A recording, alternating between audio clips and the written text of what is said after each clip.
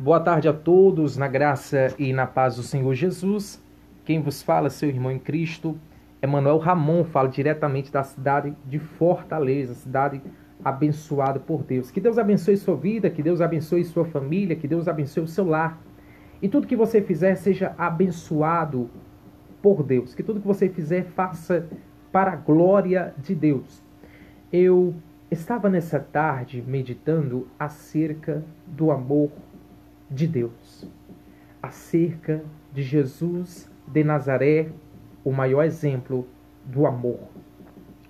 E eu me lembro de um louvor muito tocado, principalmente em cultos campais, que é aquele louvor, aquela parte do louvor da harpa cristã, número 15, que diz dessa forma: oh, porque Jesus me ama, eu não posso te explicar, mas a ti também te chama,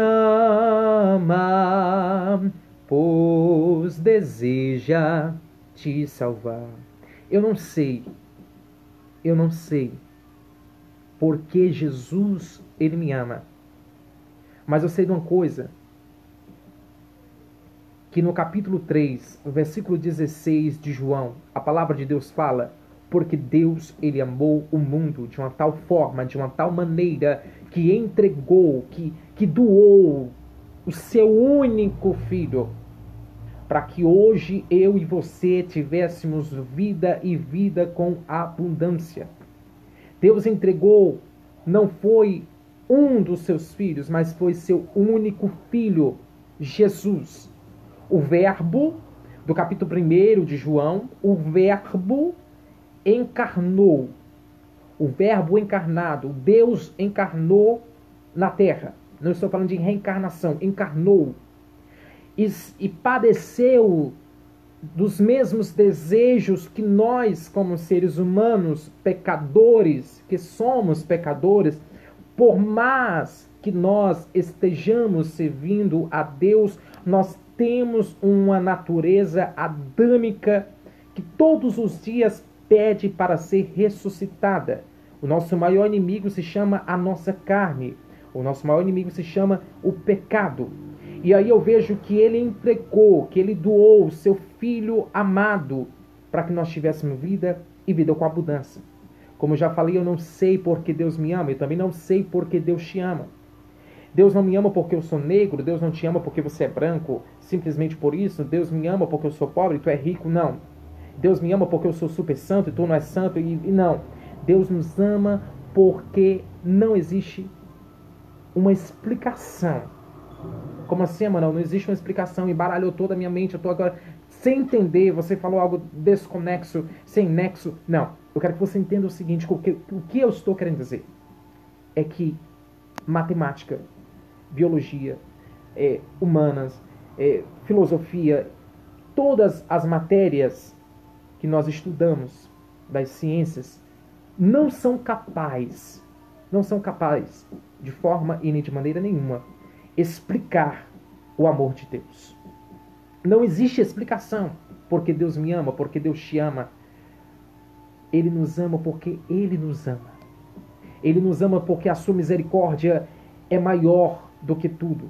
Porque o seu amor é maior do que tudo. Porque nós não valíamos nem uma cibalena, imagina o sorrisal, que é maior. Mas Ele padeceu por mim, por você. Ele derramou todo o seu sangue na cruz do Calvário para que hoje nós tivéssemos vida e vida com abundância. Ele preferiu ser abandonado pelo seu pai na cruz do Calvário, porque ele foi abandonado na cruz do Calvário pelo seu pai. Sabe por que ele foi abandonado pelo seu pai na cruz do Calvário? Porque lá na cruz do Calvário ele estava levando sobre si as nossas mentiras, os nossos enganos, os nossos pecados, as nossas iniquidades, levando as nossas enfermidades, levando as nossas misérias, levando todos os nossos pecados, como eu já falei.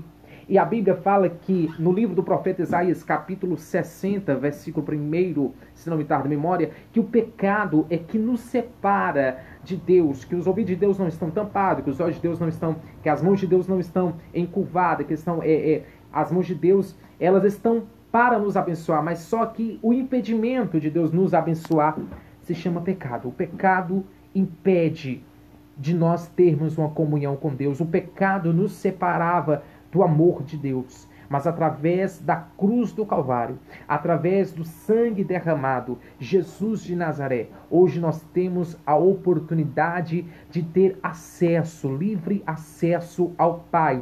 E através do sacrifício do Calvário, nós que não éramos filhos de Deus, nós somos filhos de Deus através do sacrifício na cruz do Calvário.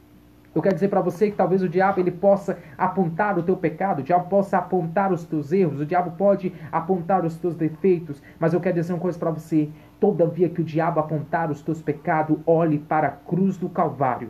Olhe para o preço que foi pago lá na cruz do Calvário. O diabo ele pode apontar o teu pecado, mas eu quero dizer uma coisa para você: a cruz do Calvário nos aponta a redenção. A cruz do Calvário nos aponta que em Cristo nós somos capazes de vencer o pecado, de vencer a iniquidade, de vencer o mundo, de vencer o sistema da atualidade. Eu quero dizer para você que Cristo é o maior exemplo de amor. Que você não venha olhar para homens, que você não venha olhar para líderes, que você não venha olhar para pessoas, para seres humanos, porque o homem é falho, o homem é pecador, o homem é miserável, o homem, ele é suscetível à queda. Mas que nós venhamos olhar para Jesus, o maior exemplo do amor. E que nós não venhamos apenas olhar para Jesus, mas que nós venhamos praticar, que nós venhamos seguir o que ele nos ensinou. Que nós venhamos amar o nosso próximo como a nós mesmos. Porque quem ama a Deus ama o seu próximo. Quem ama a Deus não fala mal do seu próximo. Quem ama a Deus ora pelo seu próximo. Quem ama a Deus não condena as pessoas. Quem ama a Deus abraça as pessoas, independente da situação que elas estão. Porque muitas vezes as pessoas religiosas têm a mania de julgar e de condenar as pessoas pela situação atual que as pessoas estão.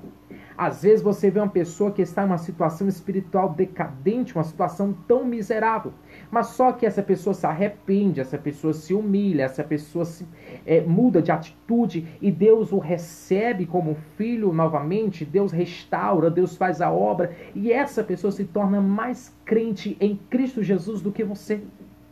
Que nós venhamos propagar o amor de Deus. Que nós venhamos demonstrar em nossas atitudes o amor de Deus. Que nós não venhamos ser como muitos são. Falou de mim, não tem problema, eu vou aqui no Facebook, eu vou aqui no Instagram e vou jogar uma indireta para fulano, para Beltrano, para João, para Ciclano. Não. Aqueles que te perseguem, você só tem que orar e deixar nas mãos de Deus. Orar para que Deus tenha misericórdia. Você não precisa orar para Deus matar. Deus não está nesse negócio. Nós devemos orar para que Deus tenha misericórdia, para que Deus venha salvar, para que Deus venha libertar. E que nós venhamos propagar o amor de Deus aonde nós estamos. E que as pessoas possam ver o amor de Deus. Eu quero dizer uma coisa para você. Jesus lhe ama. Jesus te ama e me ama também. Melhor dizendo, Jesus nos ama. Ele nos ama. Não importa a situação que você esteja. Ele está de braços abertos para lhe receber, para nos receber. Basta apenas nós irmos ao encontro do Pai. Para finalizar, o filho pródigo, quando ele se afastou da presença de Deus, quando ele gastou tudo que ele tinha, ele se lembrou do Pai. Ele não se lembrou do seu irmão, ele se lembrou do Pai, porque o negócio do filho não era com o outro filho. O negócio que ele tinha, a intimidade, a preocupação que ele tinha era ter comunhão com o Pai. Você não deve se preocupar com o que as pessoas hão de dizer de você. Você não deve se preocupar com o que os irmãos na fé vão dizer de você. Você só deve preocupar em se humilhar e voltar para a presença do Eterno, porque Ele vai receber de braços abertos. Deus sempre nos recebe de braços abertos quando tem uma palavra, quando nós colocamos em prática uma palavra chamada arrependimento. Toda vez que Jesus curava, ele dizia: perdoados estão os teus pecados, seja curado, levanta-te e anda, e vais, mas ele dizia uma palavra: vais e não peques mais. E a Bíblia fala que quando o filho pródigo se levantou e foi até o pai, ele disse: eu nem sei se meu pai vai me aceitar, mas eu vou até ele e vou pedir a ele a oportunidade de ser apenas um servo. Ele foi, se levantou e foi ao encontro do pai. E o pai o recebeu de braços abertos. Eu quero dizer uma coisa para você: sempre olhe para a cruz. Não tire os olhos da cruz, porque a cruz é a maior demonstração de amor. A maior demonstração da palavra mais falada na atualidade: amor, amor e amor. Mas a palavra menos praticada na atualidade, porque é muito fácil, uma pessoa chega para você: irmão, estou passando por uma necessidade, eu vou orar por você. A sua oração não vai adiantar. Ore, mas dê 1 quilo de arroz. Ore, dê R$2, eu só tenho R$2, dê esses R$2. Ora, eu só tenho um pacote de cuscuz, dê o pacote de cuscuz. Mas faça alguma coisa, não apenas ore, mas ajude o teu próximo. Porque o amor, ele é demonstrado em atitudes. Não apenas em blá blá blá, em conversa fiada, mas que nós venhamos demonstrar o amor de Deus nas nossas atitudes. Que nós venhamos ser mais próximo dos nossos irmãos. Que o espírito de soberba não entre nos nossos corações, porque infelizmente muitas vezes o inimigo ele consegue se infiltrar em nosso meio e gerar no nosso meio uma competição de quem canta melhor, de quem prega melhor, de quem faz melhor, de quem apresenta melhor, sendo que isso não é do agrado de Deus. Não importa esse negócio de quem faz melhor. O importante é todos nós darmos o nosso melhor para Deus e pararmos de fazer as coisas para demonstrar para homens que a nossa preocupação, que o nosso amor, que tudo que nós fizermos seja por amor a Deus, seja por amor à palavra de Deus. Não adianta eu querer fazer 1000 coisas se não for por amor a Deus, se não for para agradar a Deus. Eu quero dizer uma coisa bem claro nessa tarde: não há nada que eu faça, não há nada que você faça que possa retribuir, que possa pagar o que Deus fez por nós na cruz do Calvário. Mas que nós viemos dar o nosso melhor em gratidão a Ele, porque Ele nos aceitou. Muitos de nós estávamos nas drogas, muitos de nós estávamos presos, cometemos delitos, muitos de nós estávamos à beira de um suicídio, muitos de nós estávamos numa situação caótica, mas Ele nos restaurou, Ele nos transformou, Ele nos deu um nome de verdadeiros servos e servas de Deus, e Ele restaurou a nossa vida. Então que nós venhamos propagar o amor de Deus. E para finalizar, eu quero comunicar aos irmãos que em breve eu estarei gravando um vídeo sobre a minha experiência, a minha pequena experiência de evangelismo. Eu evangelismo desde 2006. Desde 2006, eu louvo a Deus pela honra do ano de 2001, ter confessado o nome de Jesus quando eu tinha 9 anos de idade, hoje já tenho 26. E eu quero contar a experiência que eu tive de 2006 até o ano atual, em evangelismo a comunidade LGBT. Porque infelizmente muitas pessoas não sabem evangelizar a essa comunidade. Muitas pessoas acabam agindo de uma forma incoerente. Em vez de aproximar essas pessoas para a palavra de Deus, acaba afastando com preconceito, com julgamentos precipitados. Porque temos que ter sabedoria de Deus, temos que buscar a sabedoria de Deus. Com isso eu não estou dizendo que nós devemos concordar com erros, com pecados, não. Mas nós devemos ter sabedoria de como pregar a palavra de Deus, como anunciar a palavra de Deus para essas pessoas. Porque o nosso dever é pregar.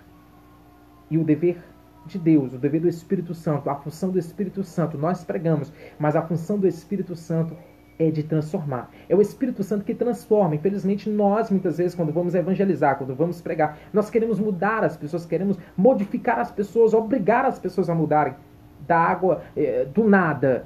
E não é assim.